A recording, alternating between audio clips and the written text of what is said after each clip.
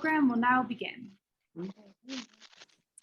Hello, and welcome to this virtual event, Beyond Geopolitics, the State of Women's Rights in Iran. I'm Elaine Verveer, and I direct the Georgetown Institute for Women, Peace, and Security. And we are delighted to have all of you join us today, whatever time zone you find yourself in. Whenever most discussions take place about Iran, they understandably revolve around significant geopolitical considerations and geopolitical issues. Comparably, very little is known about women in Iran and their long-time activism and struggle for their rights. Little is known about the critical role they play. After all, women's rights are human rights everywhere. Today, we hope to put a spotlight on the long history of Iranian leadership and resilience by women. This despite pushback and punishment, despite threats and barriers imposed to undermine those rights. Indeed, they are some of the most courageous, tenacious, and creative women, and they continue to persist, to mobilize and demand change, no matter what they are up against. And let me just add this morning, as events continue to unfold in Afghanistan, and we are all very concerned about the fate of women's rights activists there, that there is a support network of women's rights activists in Iran and Afghanistan, and strong ties between the two. We have an exceptional group of speakers to discuss today's topic. But before I turn to them, let me just remind our audience that you will have an opportunity to submit questions to the speakers throughout the event. Please submit your questions using the Q&A feature on your screen and note your name, your organization, and to whom you are directing your question. One other note, one of our panelists will be speaking in Farsi. And on your controls, you will want to click to interpretation and then click English. And hopefully we won't have any complications. I am very pleased to turn the program over to Nazanin Ansary, who will serve as moderator.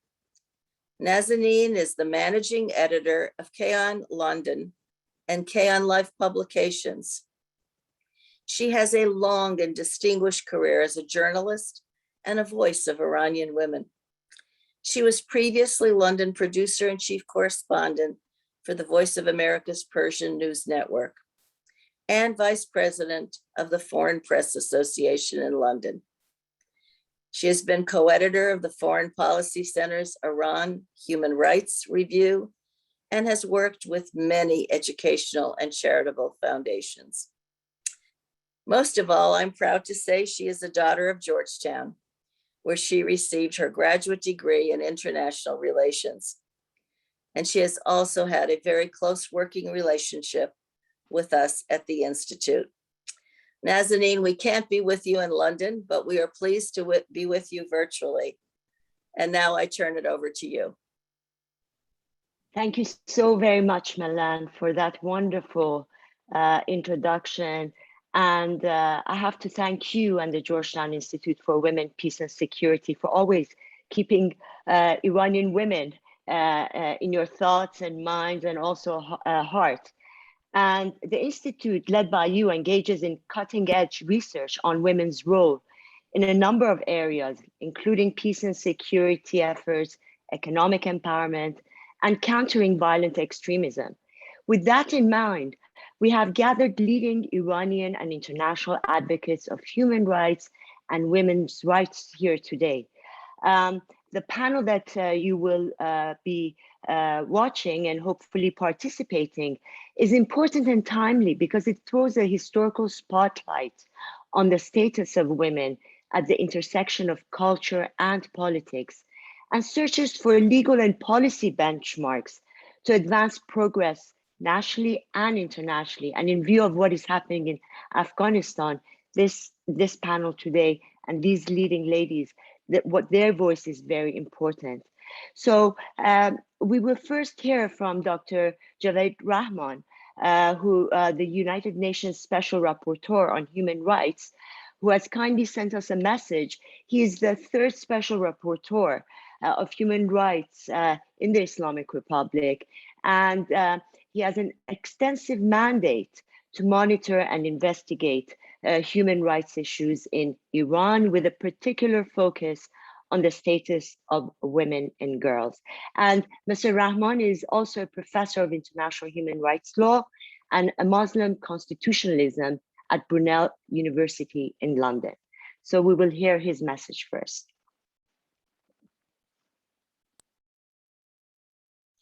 Good morning. I would like to thank the Georgetown Institute for Women, Peace and Security for inviting me to this event.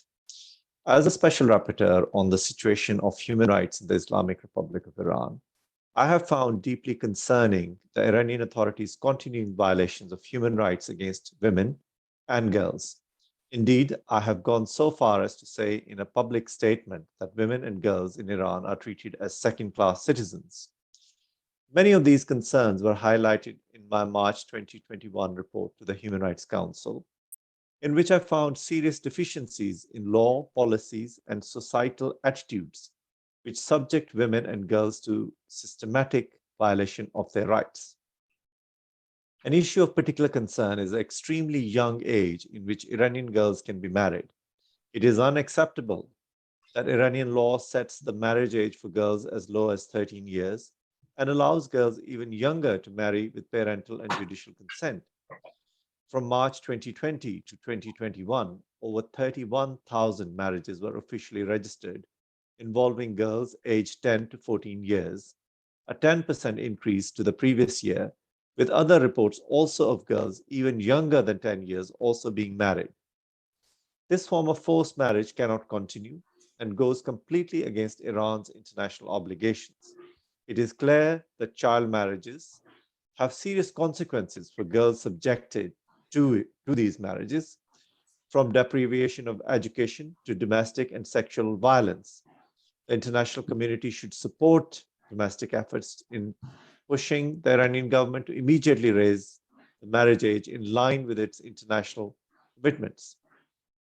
Violence against women is a serious concern that the Iranian authorities must do more to address. I acknowledge that the bill on preserving the dignity and protection of women against violence was presented to Parliament in January 2021 and note it contains some improvements, but stress that there are also many deficiencies that must be addressed for it to provide comprehensive protection against domestic violence. In other areas of Iranian law, provisions remain which exonerate or mitigate so-called honor killings and violence against women, especially violent crimes perpetrated by husbands or other male relatives. Combined with deficiencies in Iran's criminal law, crimes involving rape and sexual assault, a lack of seriousness in which law enforcement agencies act in cases involving violence against women, and a lack of refuge shelters and other resources for women, the gap in Iran's policies and laws concerning this issue means that women who suffer violence are left in a precarious state, while perpetrators can be left unpunished for their acts. The draft bill entitled Youthful Population and Protection of the Family is currently being reviewed in Parliament, which in its current form would limit the already restricted rights of women and girls to sexual and reproductive health. I have also detailed several other areas where substantial gender discrimination exists within family, criminal, and employment law. Iranian authorities have an obligation to revise their laws to end gender discrimination in all areas and to take concrete steps to create an enabling space for women and men to take responsibility for their own lives and to contribute in society. Instead of encouraging the active participation of women in society, Iranian women human rights defenders, including those campaigning against compulsory veiling laws, are subjected to harassment, arrest, and imprisonment. Many men and women remain arbitrarily imprisoned under national security laws for defending women's rights, while a trend of applying new charges to prolonged detention has also been observed recently. as well as the transfer of arbitrarily detained human rights defenders to remote prisons as punishment. I have urged the government to immediately release all women and men arbitrarily detained for standing up for women's rights, as well as to immediately introduce fundamental reforms to ensure gender equality under the law. I urge the international community to call for this in their engagement with the government, especially for the Iranian government's ratification without reservations to the International Convention on the Elimination of All Forms of Discrimination Against Women. Other key human rights concerns in Iranian society also have a strong impact on women's rights. My recent reports outline the bleak reality of human rights situation in Iran, characterized by the most egregious violations and continued impunity.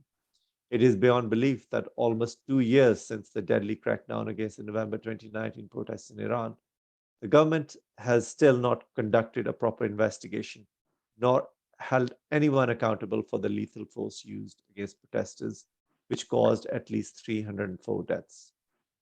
I have been deeply concerned by the state's reported violent response to recent protests in several Iranian provinces over water shortages as well, with reports of deaths and serious injuries, which demonstrates that the use of excessive force continues to be a tool used by the Iranian authorities to quash dissent.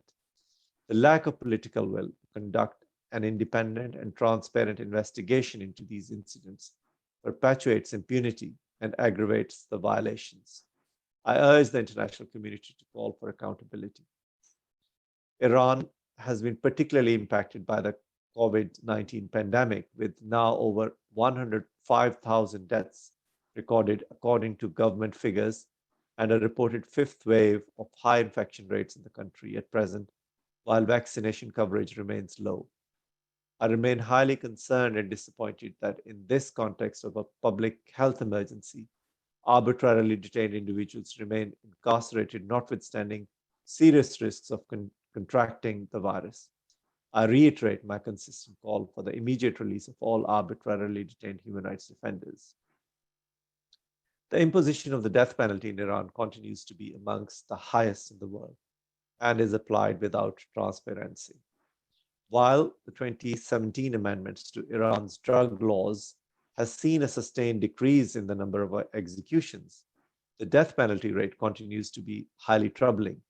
In 2020, at least 267 executions took place, including at least 4 child offenders. I'm especially alarmed that the death penalty is applied for acts that should not be considered crimes, let alone amounting to most serious crimes. I'm alarmed at the targeting of minorities, including through executions, forced disappearances, and arbitrary sentencing of individuals from the Baloch, Kurdish, and Arab minorities. I'm also disturbed at the harassment, arbitrary arrests, and imprisonment of religious minorities, including members of the Baha'i faith. Widespread discrimination against sexual minorities in Iran, most disturbingly, the possible application of the death penalty for consensual same-sex relations, is also troubling. I continue to urge the authorities to eliminate all forms of discrimination against all minorities. Finally, I raise my concerns at the presidential elections held on 18th June 2021 in Iran. I'm concerned that restrictions put in place by the Iranian authorities meant that the election did not comply with the state's obligations under international human rights law. I remain highly concerned at serious and substantial allegations of human rights violations committed by Mr. Raisi in the past and more recently during his term as head of the judiciary that have included child offender executions, the widespread use of torture, and forced confessions and arbitrary detention. I thank you.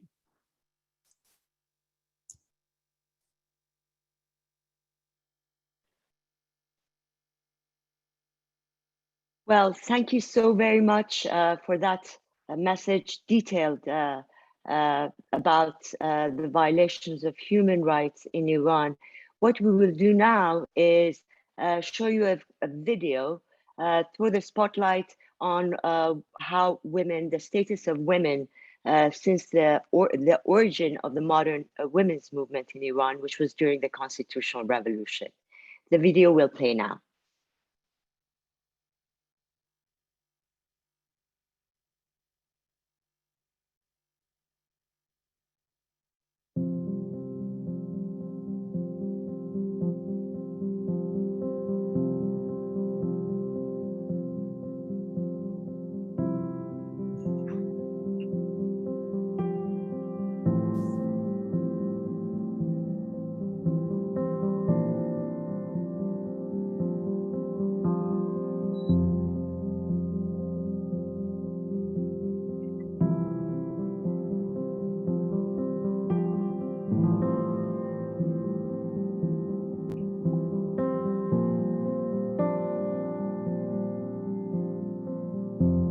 در زمان پدر من زنهای ایران از توی پرده به اصطلاح حجاب، ولی به عقیده من از پرده غفلت و نیستی خارج شدند و در زندگی محدود اجتماعی، یعنی به خصوص در قسمت فرهنگ و بهداشت و بعضی مشاغل دیگر وارد شدند.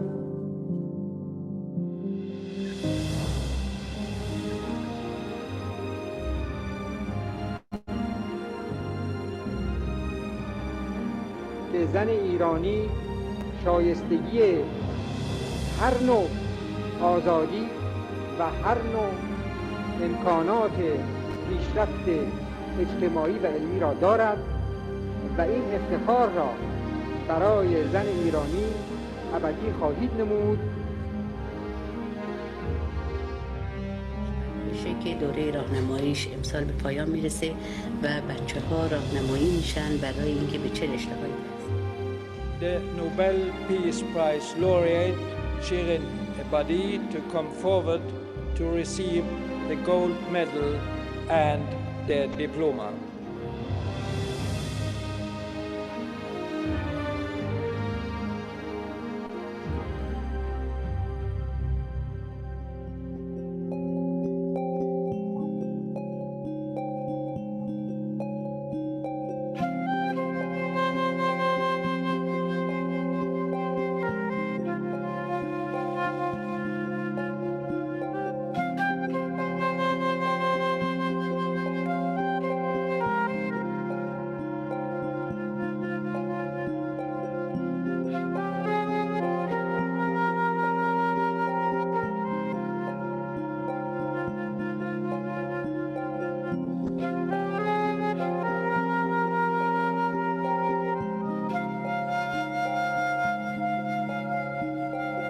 La police, les dernières forteresses de la discrimination contre les femmes.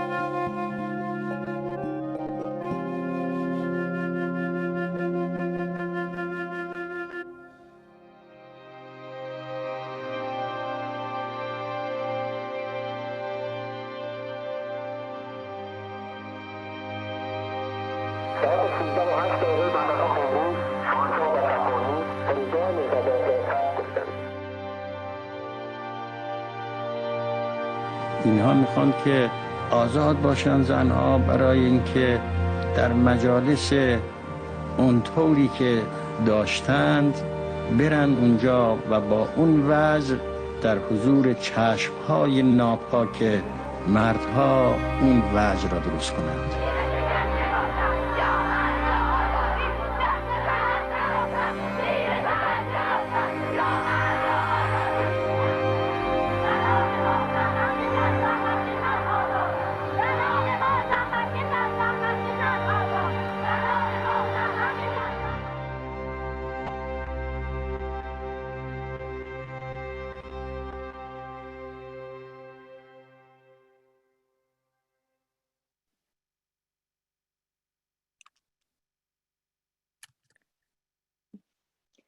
Well, our first speaker, and thank you very much to Dr. Azar Nafisi. She's a former Georgetown Centennial Fellow and a critically acclaimed Iranian author.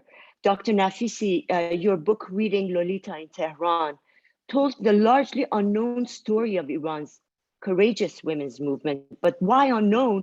Well, because right after the revolution between 1980 and 83, there was a period where when the academia of Iran was purged of Western and non-Islamic influences. Please help us set the stage by sharing a bit about this struggle and how the movement has evolved and what are the connections between the past and the present in terms of advancing freedom of thought and discussion in Iran. Thank you so much, Nazanin Jan, and thank you, Melan, for this amazing gathering. It's a pleasure and a privilege to be here today with you. And as Melan said, I also want to offer my heartfelt support. My heart keeps breaking for Afghan women. And all that you have been doing, Melan, is wonderful.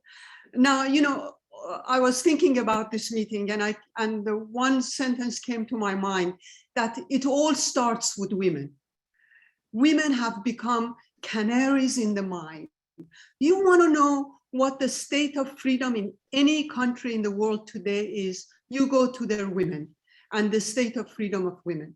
And the Islamic Republic realized this from the outset, which is why its first targets were women. They targeted women and then culture and minorities. And what they did was that before ratifying a constitutional,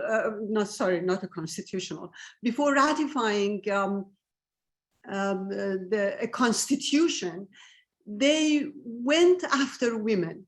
They annulled the family protection law, which gave women protection both at work and at home. And the problem was, how were they going to legitimize it? You just saw how amazingly Iranian women had gained so many achievements in such a short time, just during the 50 years of the Pahlavi era. And what were they going to say? So what they did, they decided that they have to confiscate our history and confiscate our culture and claim that what they presented was Iran's authentic culture and history. And that in fact, Iranian women, what they had achieved was all a part of a Western ploy, as if freedom is Western. Remember Iranian women's slogans: freedom is neither Eastern nor Western, freedom is global. That is what they said in their demonstrations at the beginning of the revolution. And so some, unfortunately, in the West believed this. They believed that during the Pahlavi era, what we were facing was just Westernization, and that Jamhuriye Islami is introducing to us the genuine, authentic culture. I want to ask you, if Iranian culture is not Khayyam and Hafiz and Ferdowsi and Rumi, if it is not Malik Taj Khatun and Alam Taj Isfahani, Furuq Farrokhzad and Simin Behbahani, if that is not our culture, if our culture is marriage at the age of 9 for females, polygamy, and stoning people to death, then the culture of Europe is not St. Augustine or Auden or Emily Bronte. Their culture is fascism and communism. It is Inquisition. Then the culture of America is not Flannery O'Connor and Toni Morrison and Herman Melville and Ralph Ellison. It is, their culture is slavery and burning witches and slaughtering Native Americans. Because you see, every culture has something to be ashamed of. Every single culture in the world has something to be ashamed of. And every single nation has the right to change. It is not that they have done something bad, it is that they want to do something good. That is the whole idea behind the cultural changes that started with the constitutional revolution in Iran. Now, what I keep thinking that at the beginning of last century, Sheikh Fazlullah Nouri, who was a cleric and mentor of Ayatollah Khomeini, said that women's education, novel and theater are poisons that are coming from the West to poison the minds of our youth. And at the end of that century, Ayatollah Khomeini tried to take us back to where Sheikh Fazlullah Nouri was and repeated the same slogans and the same statements.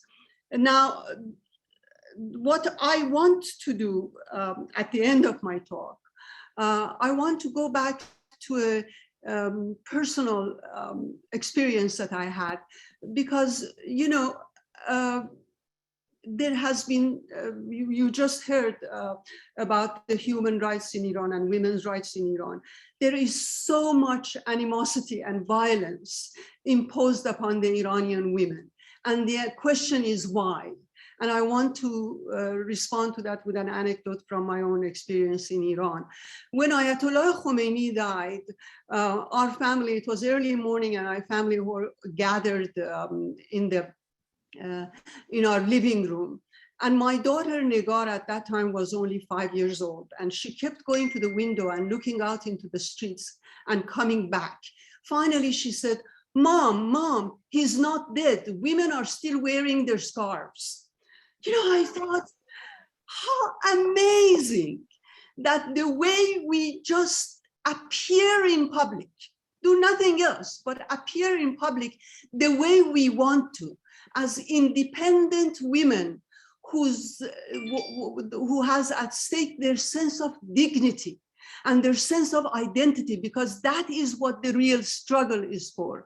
That these laws they imposed on us takes away our dignity and our identity. And it is not just a political fight, it is an existential fight. And because it is existential, you and I appearing in the streets of Tehran the way we want to, the way we choose to, means the demise and defeat of one of the most powerful men in the world. So I realized that all this violence against women does not come from a place of strength, does not come from self-assured, self-confidence people. It comes from a place of weakness and fear. I was so happy to know that they really were afraid of us. That is why the only way they could confront us was to delete us.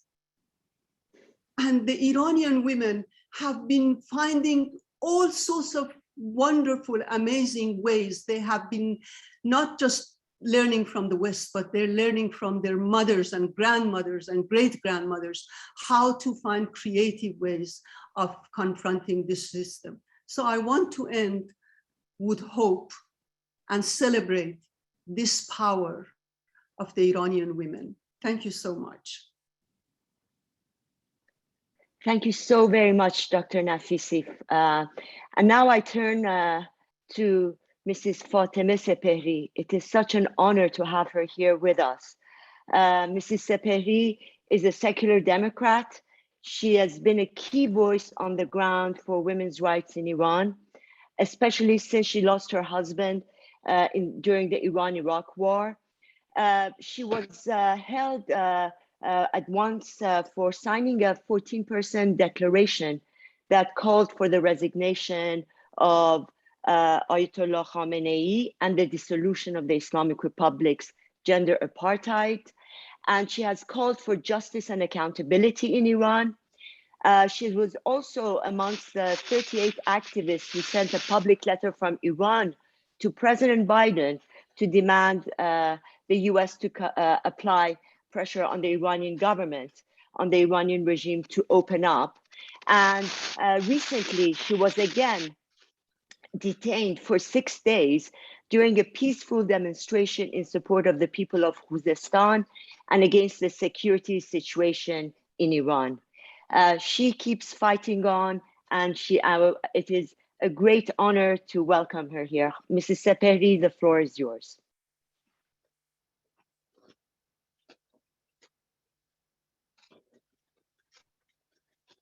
من سلام میگم به همه دوستانی که در این برنامه هستند و تصویر و صدای من رو دارن. دوستان خوشحالم که امروز در این برنامه هستم.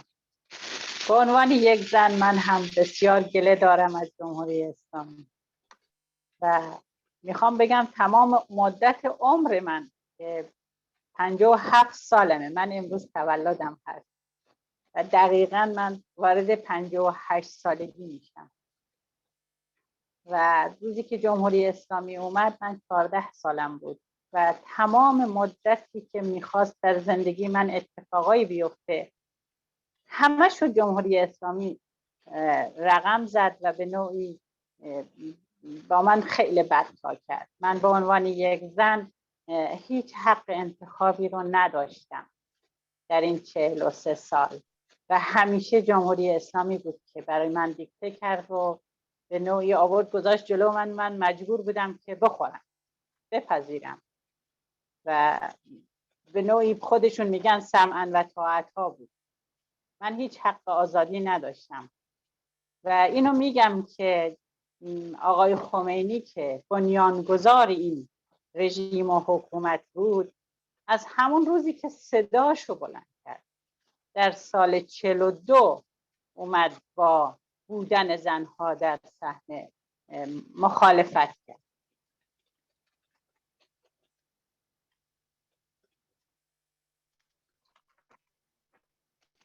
ادامه بدم یا میخوان ترجمه کنیم؟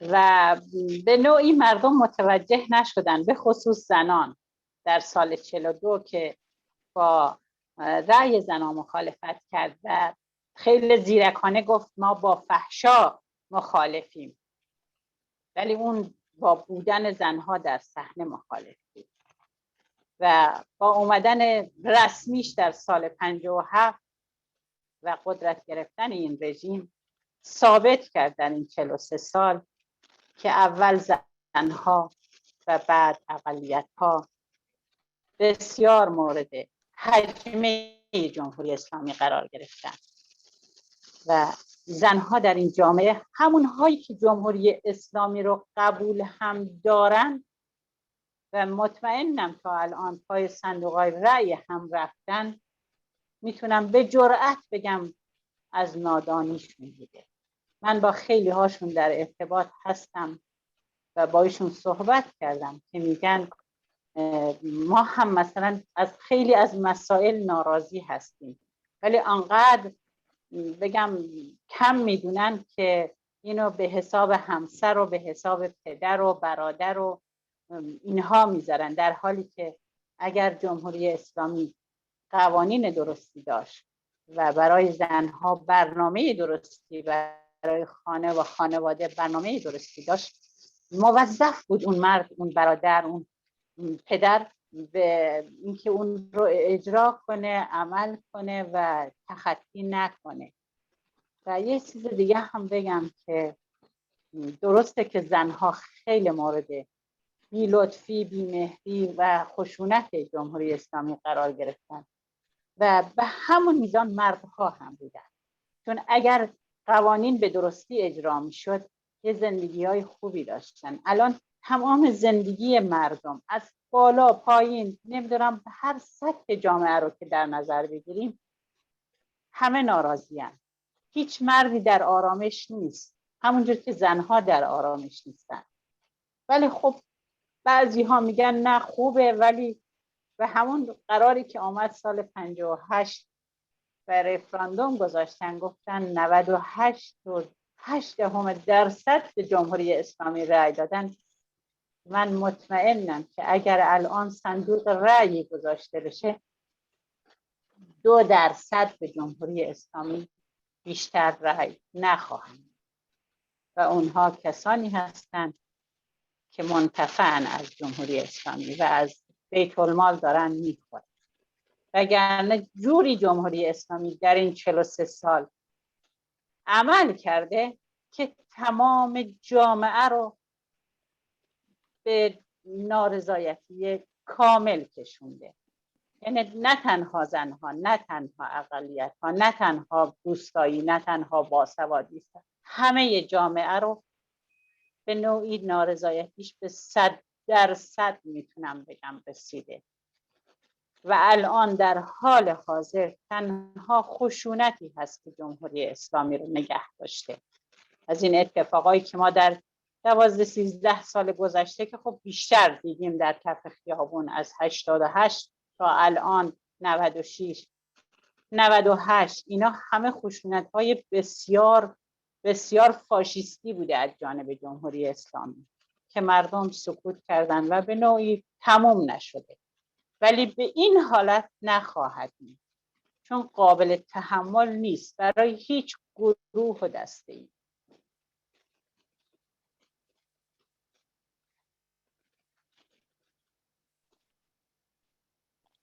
Well, thank you very much.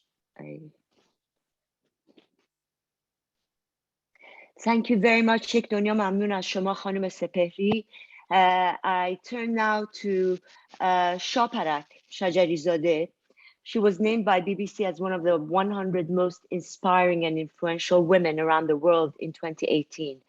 And she currently works with former Canadian Justice Minister and women's rights advocate Irwin Cotler as a senior fellow at the Ralph Wallenberg Center for Human Rights.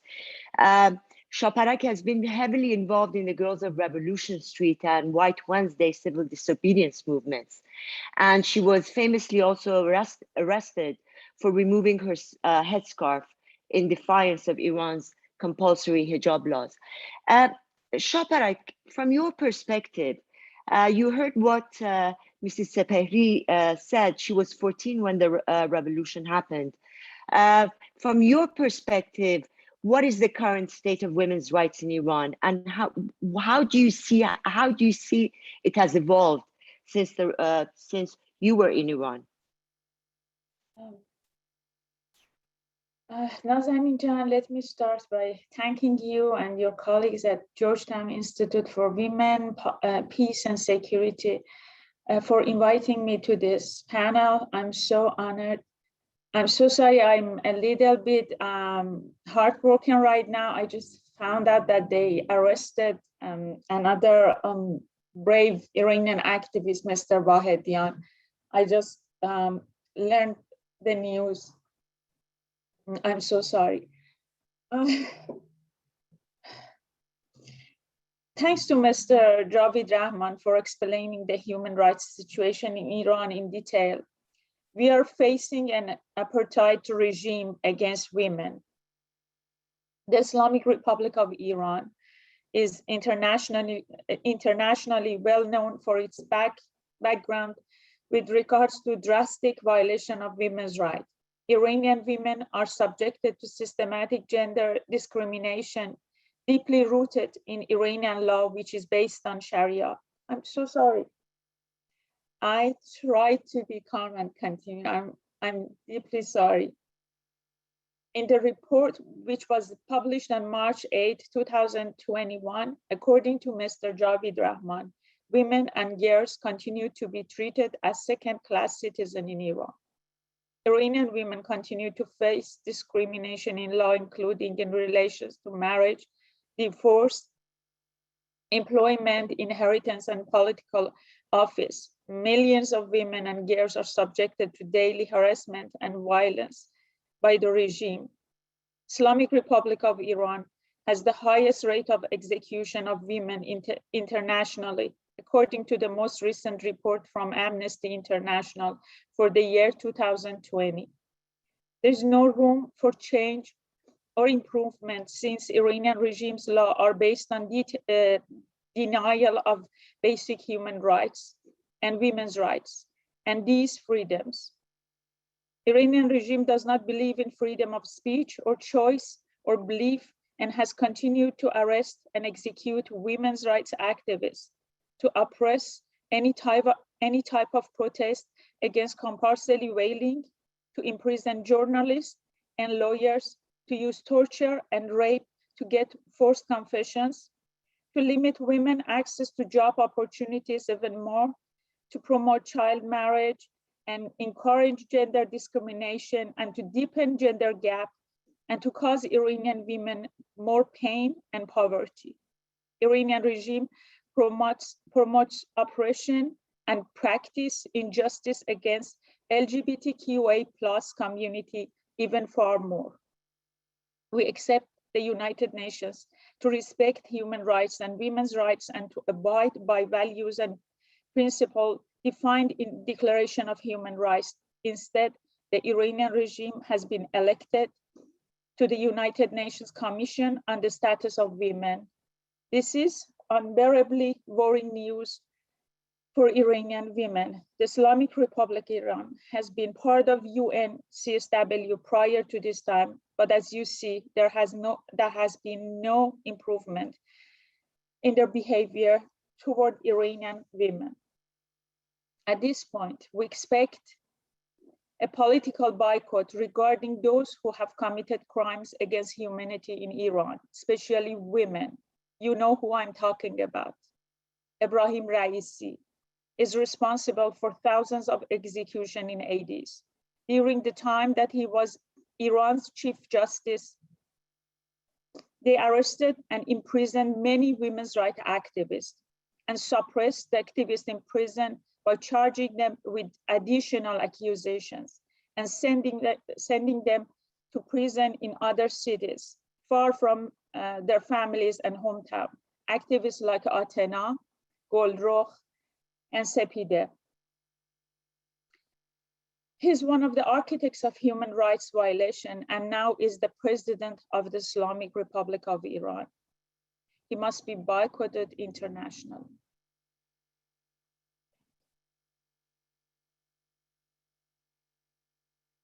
Nazanin, you're muted. Excuse me, thank you so very much. And I'm very sorry to hear about the arrest of Mr. Wahidian.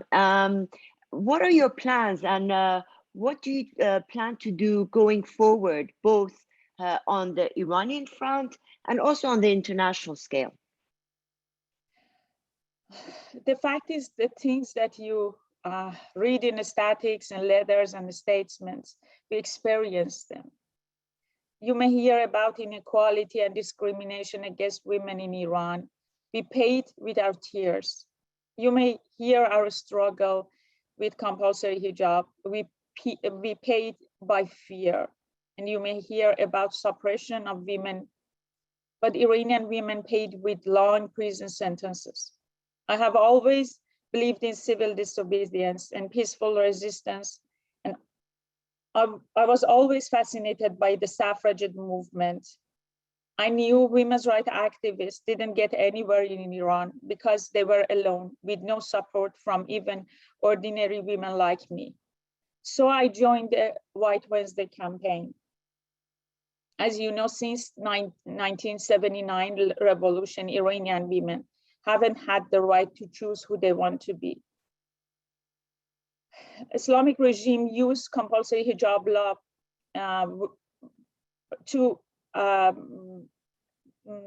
which forced women to wear a headscarf in public and cover their body as a repressive tool to abuse, violence, and subjugate women and prevent them from having any important role in society. So I joined protest against compulsory hijab. And because of that, I got arrested, interrogated, beaten, and thrown into solitary confinement. And I experienced the most frightening experience of my life. And I left Iran. Now my friends, Mojgan, Sabah, Yasamin, as well as my lawyer are in prison. I was not courageous like Fatemeh Sepehri and other brave Iranian activists who are paying the price of freedom in prison. I left Iran, but decided to continue advocating for women's rights. I have learned one important lesson: not wait for someone else to take back my rights. Be my voice and demand it myself. I understand that there is a huge demand for freedom among women. I've been contacted by many women from the Middle East. I listened to their story. I listened to our story, the women's stories. I learned how to act straight to the point. I have learned how to stay strong and be the voice of those who have been ignored by both by the governments and the international community. The demand for women's rights is not Western or Eastern, it's global. We must act globally so the international community will hear our voice, the voice of women in Iran, in Afghanistan, or other places in the world. We all feel devastated and heartbroken from the news from Afghanistan. What can we do for millions of girls, women, and queers who are trapped there? Their lives are in danger, and the world, unfortunately, has decided to be silent. We must get united and demand the international community to do something. I wonder if the Taliban can get a seat at the United Nations in future. Continue suppressing women and kill homosexuals, and when questioned, they respond like Javaid Zarif, our former foreign minister, that their society has moral principle and they live according to this principle. These are more principles concerning the behavior of people in general, and that means that the law is respected and the law is obeyed. This was Javaid Zarif's response for executing queers and homosexuals in Iran. What can we do? Just wait and see these kind of brutal acts in another country. Thank you. Thank you, Nazan. Thank you, Shafarak. Hopefully we will not only watch, there will be something to do with the effort of all the women and people on together. I turn now to Ms. Asieh Amini. It's a privilege to have her here with us today.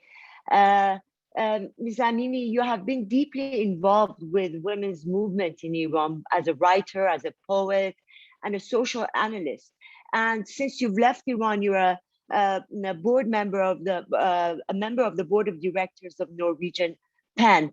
You have also founded the Stop the Stoning Forever campaign to protest executions and human rights abuses.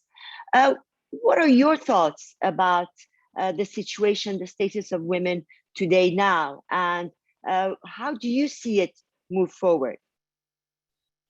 Thank you, Nazanin. I hope that my voice helped me to continue the discussion.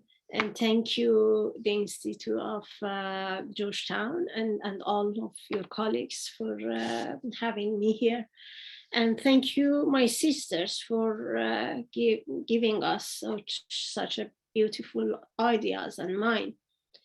As you showed in the first of panel, a short film about the situation of women before the revolution and after that, and also after listening to Dr. Nafisi about the situation in general, what happened for women in my country, and also as well for Shafarak John's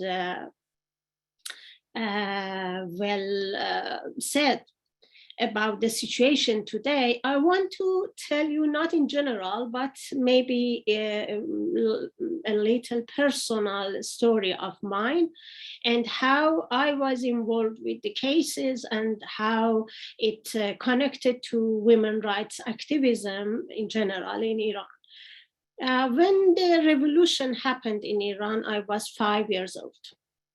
And I grew up in a very not a small but in a farm in North Iran, and like very other families, my big family around us, not just my family around us, were involved with the revolution. In parties, some of them were in support of the regime, some were resisted for the new coming situation.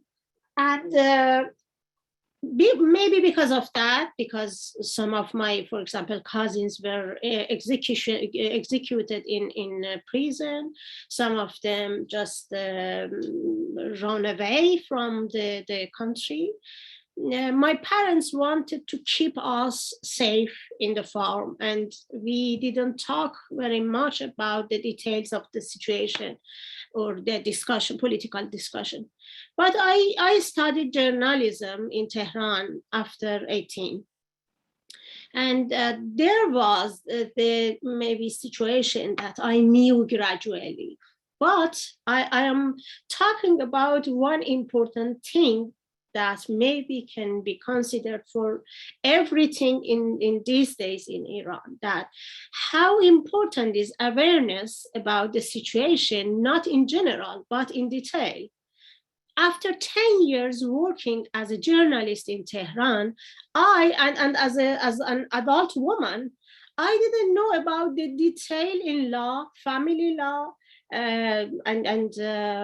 for example, the penal code, especially the Islamic penal code, and the punishments for women in the Sharia law in Iran. I didn't know because when you are not in court, maybe you don't need to know about the details that happened, change in the law. And I was following up a case as a journalist for, she was 16 years old and she was killed in prison, executed because of sexuality with somebody else. But just think about 16 years old. She was a child. And I could not believe it. I just asked my colleague, and nobody was interested about to following up the case. And I just traveled to that city. It was a small town in North Iran, and I traveled there. And I found very, very unusual story about her. She was 9 years old when a person around her raped her and gave her money to be silent.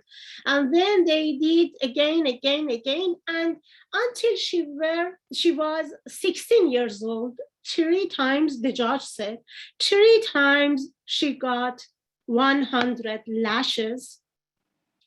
One of them was when she was 12 years old. It is unbelievable. And nobody wanted to write about it. Nobody wanted to talk about it. And it was I was shocked. I couldn't sleep in 1 week. And I returned the town again to find her family. I traveled to Rasht where her aunt lived there. And I could not continue my life. If I am here now today and I am talking about women's rights in general with you, Nazanin Jan, it is just because of Atifeh Sahale. Atifeh changed my life. Atifeh opened my eyes to the change that were happened, and Dr. Nafisi said that the changing, and you showed in that film that what happened, we lost all rights for women. That was the first losing after the revolution, and that isn't the cause is not that women were silent, but that the cause was because of the repression. The situation, the political and the political men who left behind the women and women's rights. And so I had a chance that I worked in the period that many women groups were not silent in that time. It was after 2003 until 2009. And Atifeh, I wrote about Atifeh. The article got very attention in the world. It was translated to English. A filmmaker came from London to make a film about Atifeh. And Atifeh was very not popular. I don't like the name, but was known after her day, her execution. But the problem was that I couldn't return to my normal life. Then my activity and my journey began from after Atifeh's execution. And gradually I started to learn about the law, what happened there, and the punishment for sexuality. And then I found many women in prison, not only women. The other side was that Atifeh was a child. Child execution was another side of my activity. I found many children in prison.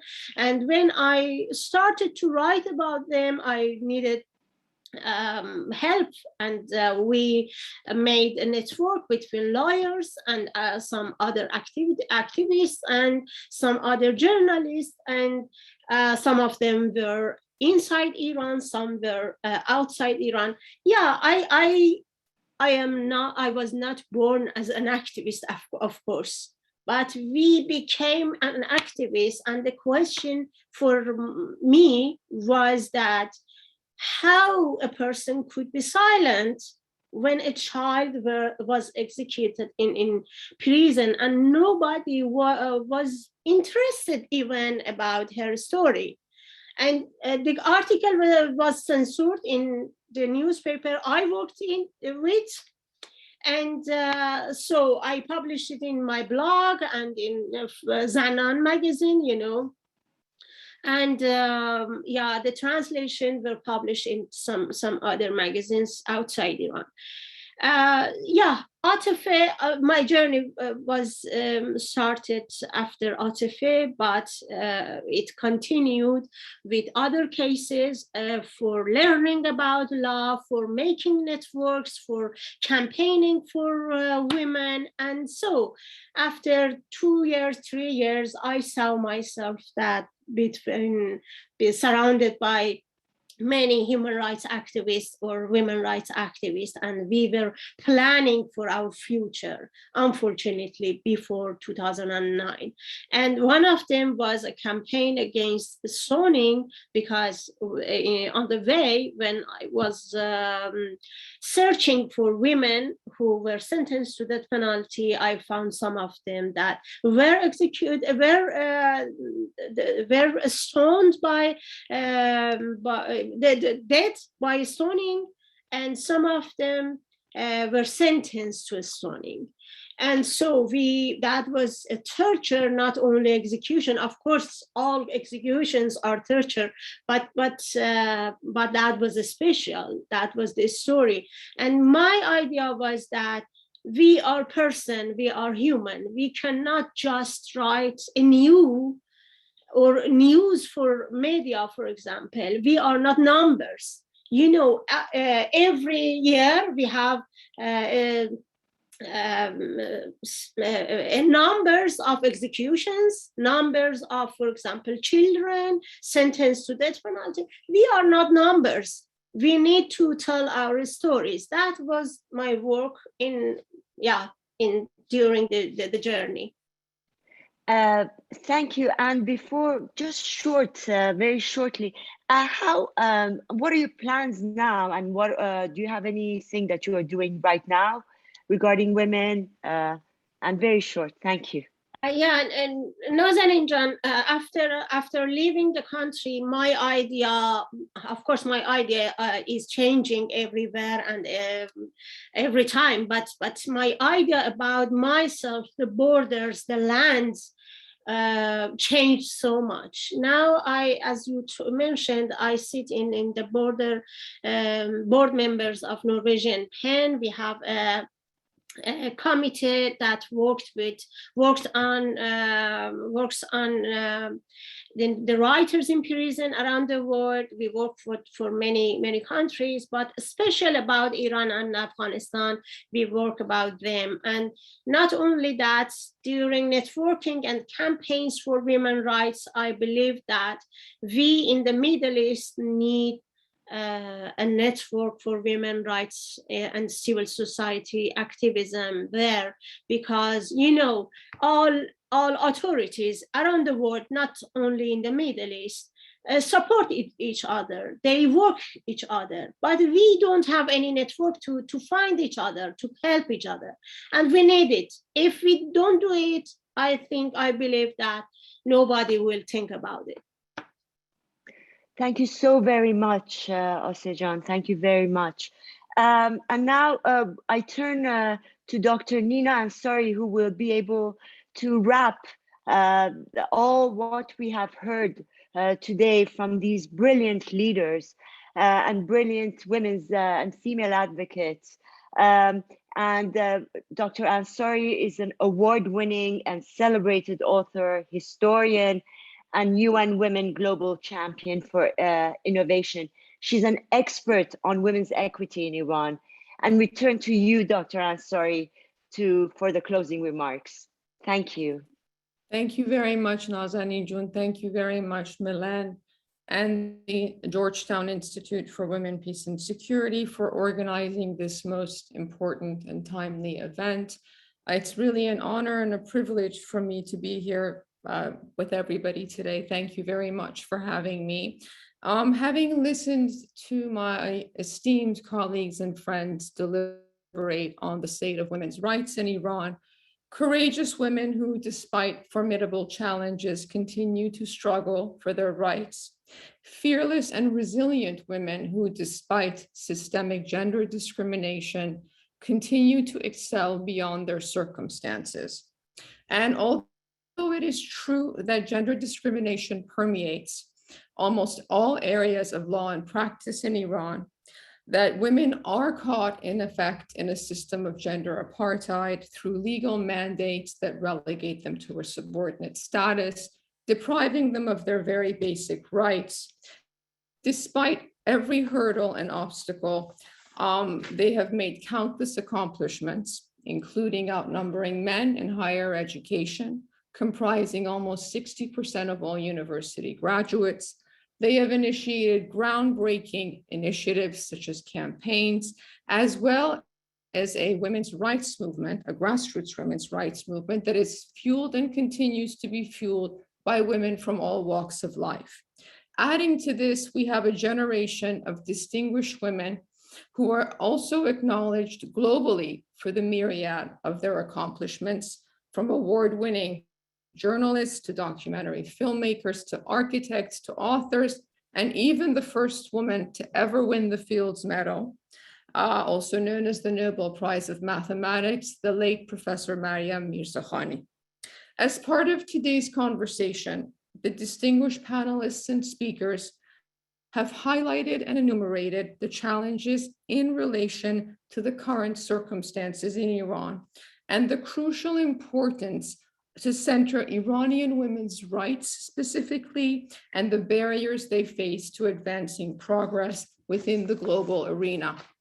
Now, the recent election of Iran's hardline president, Ebrahim Raisi, and his record of egregious human rights violations, compounded by a supreme leader who fundamentally believes, and I quote, that gender equality is one of the biggest misconceptions of Western thought, brings forth the unfortunate reality that in all likelihood, women in Iran will undoubtedly be faced with even more daunting challenges in the years ahead.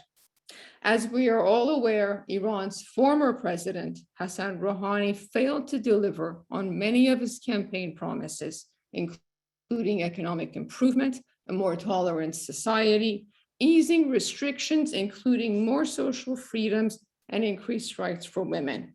In fact, far from delivering, Mr. Rouhani, a so-called moderate, moved closer to the policies of the judiciary and the hardline establishment. With respect to the current landscape and a road that is inevitably paved with tremendous obstacles, a crucial component in supporting women's rights in Iran centers on the solidarity of the international community, including women's rights and human rights organizations, activists, medias, publication, and especially the Iranian diaspora, to actively engage by placing women's rights at the center of the global agenda, which includes raising awareness by speaking openly, consistently, and persistently against the injustices and violations that our panelists have enumerated today.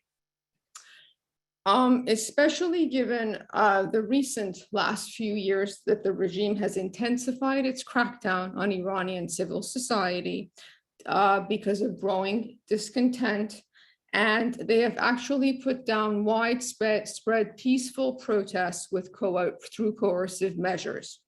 Where the media and political landscape are specifically concerned, there is a tendency, unfortunately, to focus on issues that are outside the purview of women and human rights violations. Oftentimes, topics such as the Iran nuclear deal take center stage, while issues such as women's rights remain largely in the shadows, meaning that if in fact the international community wishes to negotiate and enter into deals with Iran, and I'm no way advocating or endorsing that they should. But if they are willing to do that, then it's imperative that they include women's rights within those negotiations. Furthermore, the argument that is typically used that inclusion of women's rights and human rights could potentially undermine such talks is in reality an argument that, in my opinion, is fundamentally flawed. Why? Because although I am aware of the intricacies of formulating a comprehensive agreement linked to women's rights, however, by addressing this crucial topic, the international community not only conveys the importance that it attaches to the manner that the Iranian regime not only treats its own people, but also respect for international human rights standards, as well as recognition of human dignity. With this in mind, there are potential avenues to merge women's rights with strategic priorities. As an example, the Reagan administration pushed for better treatment of Russian citizens as part of negotiating arms control with Moscow. Essentially, a foreign policy approach which includes women's rights as a major pillar and the bridge between global security issues and the fate and aspirations of the Iranian people. In terms of women's rights and the Iranian diaspora, I wanted to add one more notation. Oftentimes, we have a tendency to fragment our battles and focus on issues that set us apart rather than those that unite us. That being the bigger picture and the overall objective, which simply put, is to bring about meaningful change in Iran, and with that, the hope of restoring Iran to its former glory. There are few countries in the world in which women have experienced more sudden, shocking, and drastic overnight changes than Iran.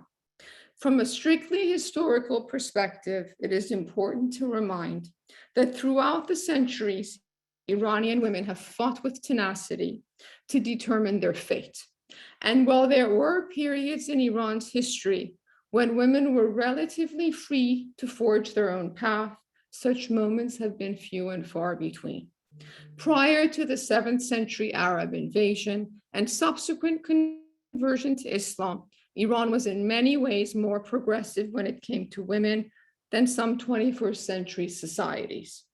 Owed in large part to Zoroastrianism, the dominant religion at the time, women were permitted to assume leadership roles and influential positions in society, from serving as high-ranking commanders in the military to being landowners who operated large businesses.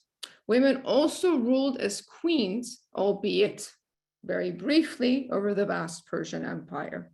In the aftermath of Islam and centuries of patriarchal decrees, the Pahlavi era witnessed the emancipation of the Iranian women, with expanded rights and opportunities, including the enfranchisement of the female population at large. However, for most of history, women have had to contend with an inferior status, a defect that undoubtedly continues to contaminate the soul of Iran. However, despite the enormous challenges, Iranian women have had a long and critical history of activism, meaning that what we are witnessing today is not simply a post-revolutionary phenomenon.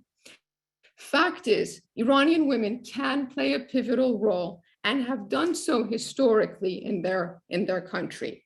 In the mid-19th century, for example, despite diminished rights embedded in policy and law, Iranian women took it upon themselves and played a critical role in the defeat of the tobacco concession granted to Great Britain.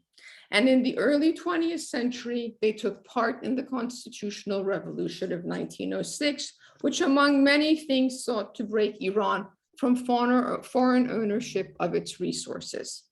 In the mid-19th century, when women in many parts of the world were advocating for their rights, Qurratul Ain, also known as Tahireh, Iran's first suffrage martyr, courageously defied conventional norms by appearing unveiled in public. Her final words, prior to being strangled and thrown down a garden well proved prophetic. You can kill me as soon as you like, she said, but you cannot stop the emancipation of women. In the 21st century, Tahir's voice and spirit echoes in countless women in Iran. Women like prominent human rights attorney Nasrin Sotoudeh, who has been sentenced to 38 years and 148 lashes. Her crime, defending women protesting Iran's compulsory veiling laws. In fact, Ms. Sotoudeh's sentencing set a new tone for judicial repression of women's rights in Iran. In a letter she recently wrote to Abbas Jafari, the prosecutor, Nasrin wrote, "You can tell your judges to issue triple-digit sentences, but it won't make a difference because women have decided to rule over their own bodies." And in a letter recently written to her children from prison, she said, "I want you to know that as a woman, I am proud of the heavy sentence rendered against me and honored to have defended many human rights defenders. I know you need food, water, housing, a family, parents, and visits with your mother. However, just as much, you need freedom, social security, the rule of law, and justice." Thank you very much. Thank you so much, Nina. We're now going to turn to audience questions. We've had many come in. I'm going to pose them to the group, and if you'd like to answer, just raise your hand. So we're going to put two here. The first one is, with Afghanistan in the headlines, can you speak about the relationship between Iranian and Afghan women's movements and how they may support each other? And then the second question for all, today we've been very focused on the dire conditions for women in Iran. Where do you see hope and openings for progress? If you'd like to answer, please just raise your hand. Asieh? Yeah, it's about me. Okay, you asked me. Okay.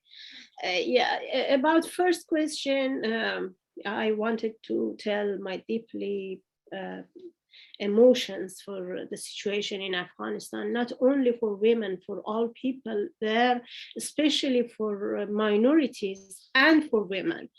And 2 weeks ago, some Iranian activists and in contacted with,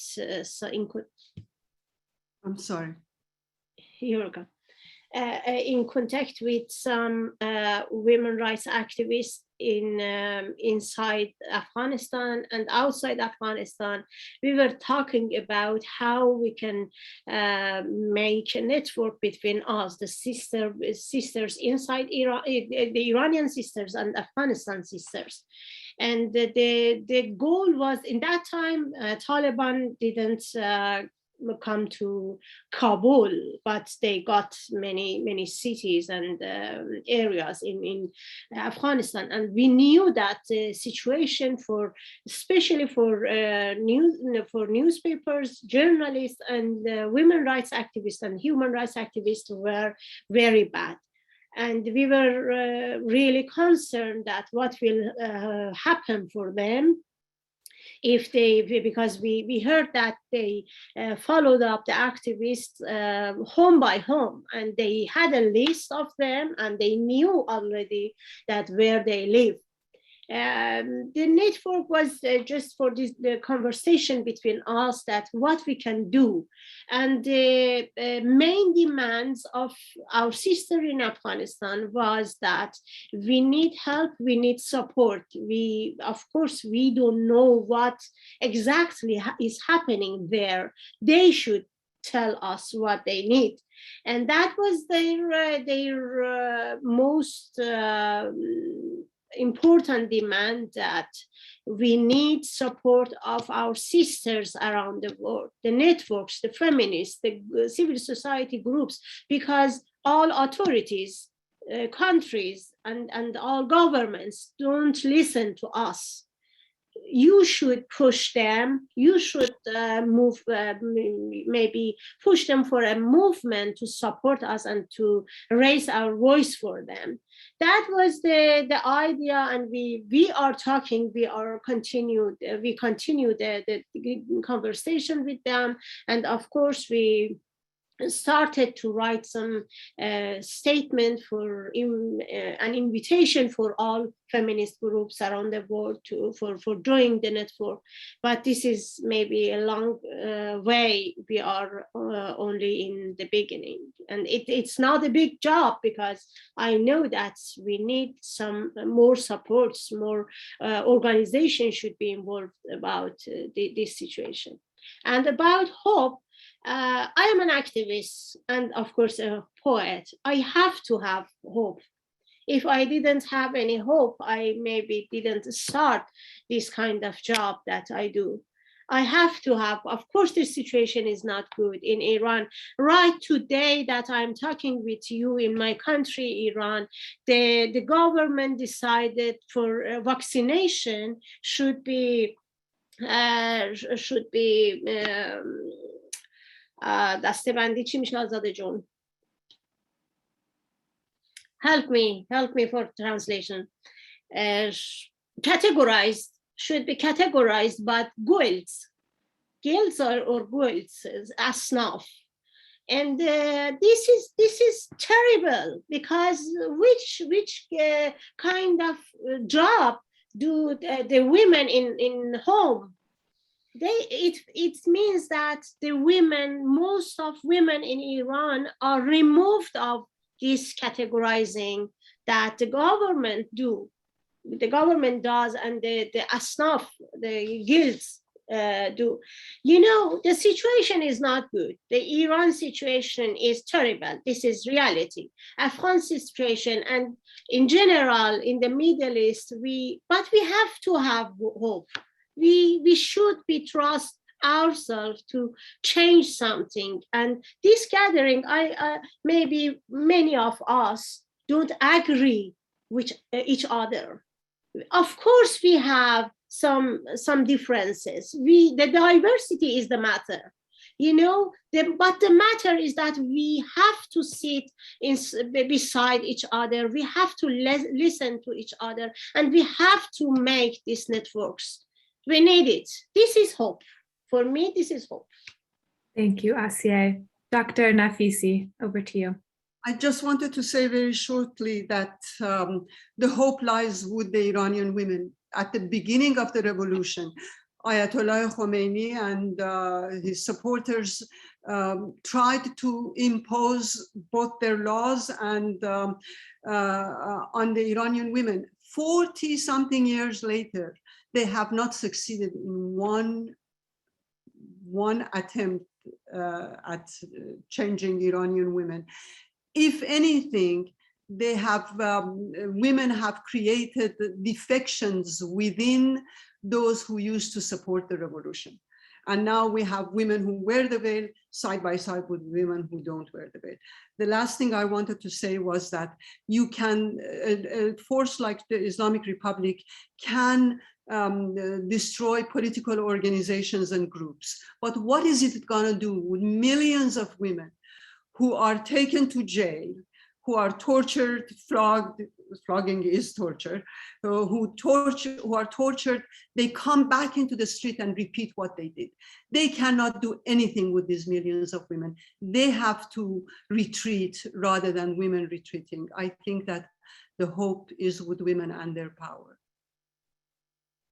Thank you, Dr. Nafisi. Over to you, Nina, and then we'll close with Milan. I just wanted to add one more thing to Dr. Nafisi's statement, which is that the Islamic Republic needs to, accept that over 42 years of an attempt to raise a whole new generation of women to subscribe to their antiquated gender ideology, especially with the cultural revolution they undertook in the immediate aftermath of the revolution, given that approximately 70% of Iran's population is under the age of 40 and really the women have no memory of the emancipation emancipatory measures and the rights and opportunities afforded to women during the Pahlavi era, it is actually a remarkable testament to women that they do not subscribe to the gender ideology advocated by the current regime, which in effect means that they have failed altogether in whatever they set out to accomplish. Well said. Milan, for a final word? Well, let me bring us to a close. I wish we had more time and literally could spend the day and more on examining this extraordinary issue that you have been illuminating today. I want to thank each and every one of our distinguished panelists for giving us this snapshot of the state of women's rights in Iran, and also the courage behind the struggle for these rights, the exceptional women who are engaged in this struggle every day. As Dr. Nafisi said, it all starts with women. And indeed, the well-being of women goes hand in hand with the well-being of nations. We should look at the state of women to know a great deal more about the state of the nations. As Shaparak and others have noted, women's rights are neither Eastern or Western. They're global. Women's rights are human rights, not divorced from human rights, not marginal to human rights, but universal, whether she lives in Iran or Afghanistan or anywhere else in the world. So thank you for making that statement strong with the examples that you presented today. I want to thank dear Nazanin for your able moderation. I also want to thank Sherzad Samsar de Boissassan, who's a friend of all of us and who has been collaborating with us on this program and so much more. And I ask that you join us next week for part 2, Iranian Women on the Front Lines, Strategies for Change. And as Nina Ansary reminds us, there are daunting challenges ahead, but we are all in this together.